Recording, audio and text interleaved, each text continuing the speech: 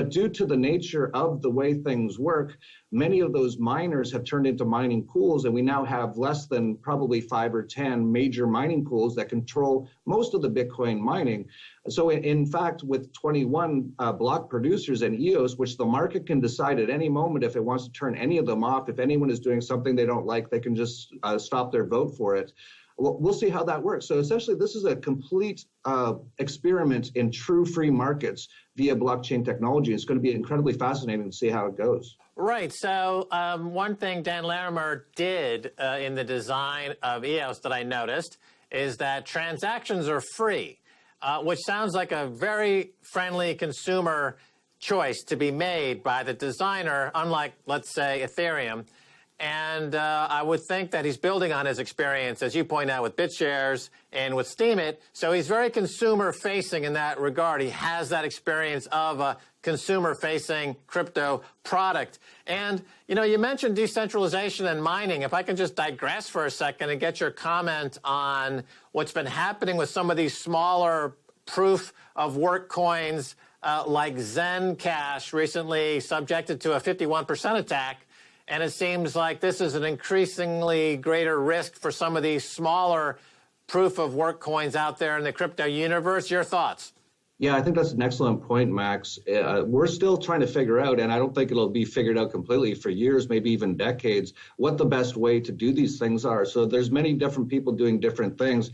And yes, if you have a smaller blockchain, you have a lot more risk. You have the risk of someone being able to overpower the system if you have the ability to, via the way the system is set up through mining, to have more than 51% share. That's why Bitcoin is so important, so powerful, because it's so big now.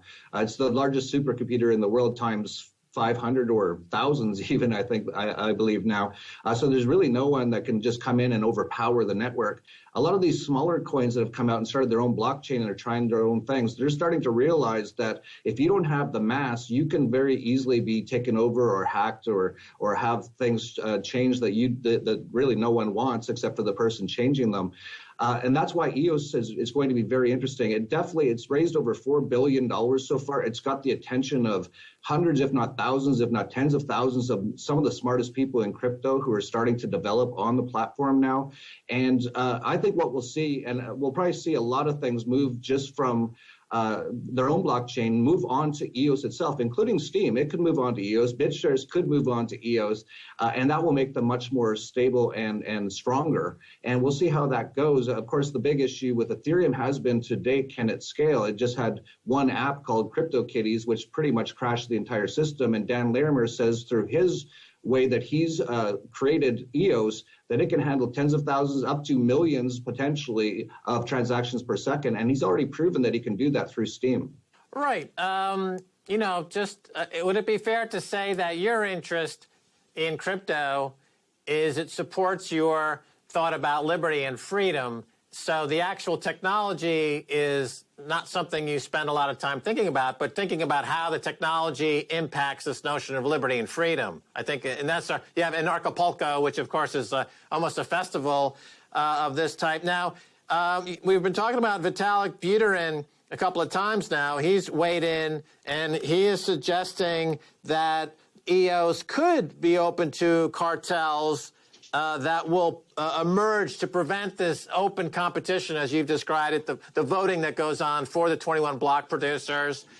Any weight to that argument from Vitalik that you see, Jeff? When Vitalik speaks, I listen. He's a true genius, as is Dan Larimer. I consider them both to be the two top geniuses and innovators in the space. So I never discount anything Vitalik says, but it is interesting. They both diverge on this one issue. Should we control things from the top down using computers and AI? Possibly, or should we let the market and people run the ecosystem themselves? We'll see. This is what's going to be so fascinating. In the next year or two, we will find out which method is the better method. I'm pretty sure both will work, but one will probably be the actual winner of this, and you'll be able to see within a few years which system worked best. I truly don't know which system's going to work best. That's the beauty of the free market. Nothing's ever been tried like EOS, and that's why I'm watching it incredibly carefully and incredibly excited to be involved in it, because I think this could be world-changing if it succeeds. Right. Some people compare it to early days of computing and which operating systems would win out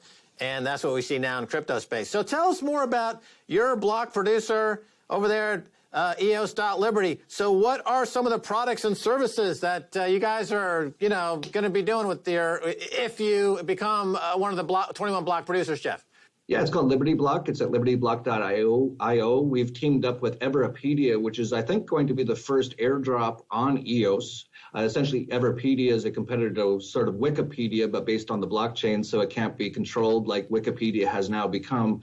We're also working with Ikigai Asset Management, which are more the tech guys who really work on the tech, and they've been working like crazy getting this all launched the last few weeks.